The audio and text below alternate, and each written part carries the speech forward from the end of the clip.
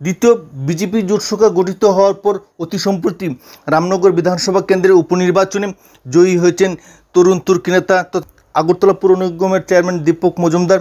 অতি সম্প্রতি তিনি বিধানসভায় শপথ গ্রহণ করেছেন, কিন্তু এই বিষয়টাকে বিরোধী রাজনৈতিক দলগুলো তীব্র আক্রমণ করেছেন। রামনগর বিধানসভার উপনির্বাচনে বিজয়ী হওয়া বিজেপি দলের বিধায়ক দীপক মজুমদারের শপথ গ্রহণকে তীব্র বিরোধিতা করেছেন রাজ্যের বিরোধী দলনেতা তথা সিপিএম রাজ্য সম্পাদক জিতেন চৌধুরী। স্পষ্টভাবে জানিয়েছেন যে নবনির্বাচিত বিধায়কের শপথ গ্রহণ সম্পূর্ণভাবে বেআইনি এবং এই বিষয়টাকে অতি শীঘ্রই তারা আইনি বেড়াজালেও নিয়ে যেতে পারেন যদি রাজ্য সরকার তাদের ভুল সংশোধন না করেন। এখানে উল্লেখ করার প্রয়োজন যে বিজেপি দলের নবনির্বাচিত বিধায়ক দীপক মজুমদার বিধানসভায় শপথ গ্রহণ করলেও আগরতলা পুর নিগমের মেয়র হিসেবে পদত্যাগ করেননি এবং এই বিষয়টা সম্পূর্ণভাবে বেআইনি বলে অভিহিত করেছেন সিপিএম রাজ্য সম্পাদক তথা বিরোধী দলনেতা জিতেন চৌধুরী।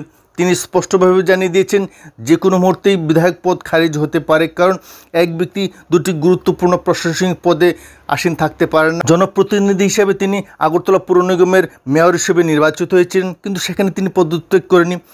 একই ব্যক্তি দুটি গুরুত্বপূর্ণ গণতান্ত্রিক নির্বাচিত প্রতিনিধি হিসেবে কোনোভাবেই কাজ চালাতে পারেন না এবং এই বিষয়টা সম্পূর্ণভাবে অগণতান্ত্রিক।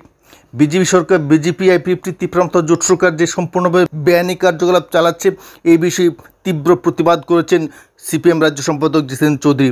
তিনি সাংবাদিক সম্মেলনে স্পষ্টভাবে জানিয়েছেন যে সরকার যদি এই ধরনের অগণতান্ত্রিক এবং বেআইনি পদক্ষেপের বিরুদ্ধে জরুরি সংশোধন না আনেন তবে প্রয়োজনে তীব্র গণ আন্দোলন গড়ে তোলা হতে পারে এবং আইনি পদক্ষেপের কথাও খোলা রেখেছেন সিপিএম রাজ্য সম্পাদক জিতেন চৌধুরী। এখন দেখার বিষয় রাজ্য সরকার কী ধরনের সিদ্ধান্ত গ্রহণ করেন।